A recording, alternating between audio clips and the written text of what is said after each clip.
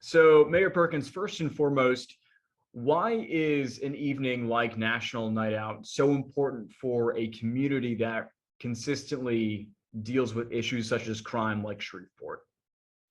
Yeah, National Night Out is extremely important for just that reason. We're dealing right now with a violent crime surge, and National Night Out is designed to heighten crime and drug prevention awareness throughout our community, and just generate support from our crime prevention efforts and strengthen police community relationships and send a very clear message to those out there committing crimes that neighborhoods are organizing to push back against it. In what ways does this evening help break down those barriers between law enforcement and the people they are sworn to protect?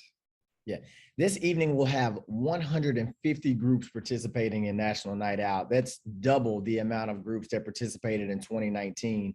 And as you know, in 2020, we didn't have it because of COVID, but all of those groups throughout the city are going to be meeting with police officers, meeting with city employees, meeting with leaders throughout the city, and meeting with one another on nights like this to create those relationships within those neighborhoods and relationships again with Shreveport Police Department and other community organizations such as community renewal. And we'll be having conversations about like, hey, how do we prevent crime? How do we make our neighborhood stronger? How do we, get together to do things like this, not just on National Night Out, but building those relationships is so important right now. And tonight gives us a great opportunity to do that with so many groups participating.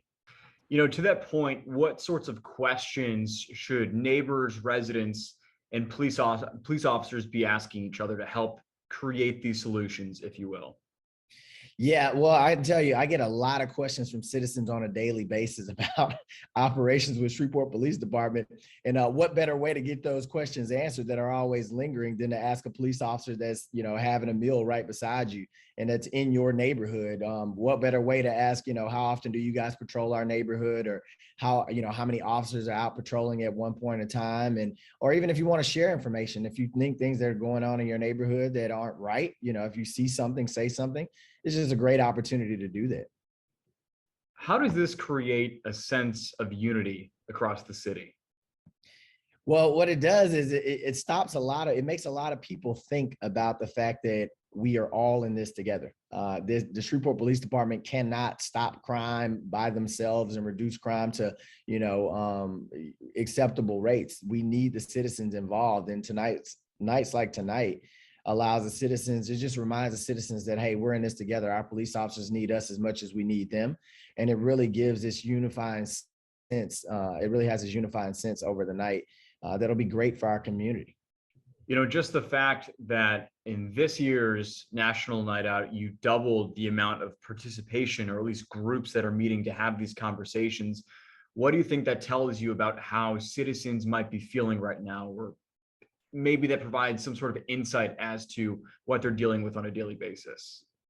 Yeah, we have doubled the amount of groups this year opposed to 2019.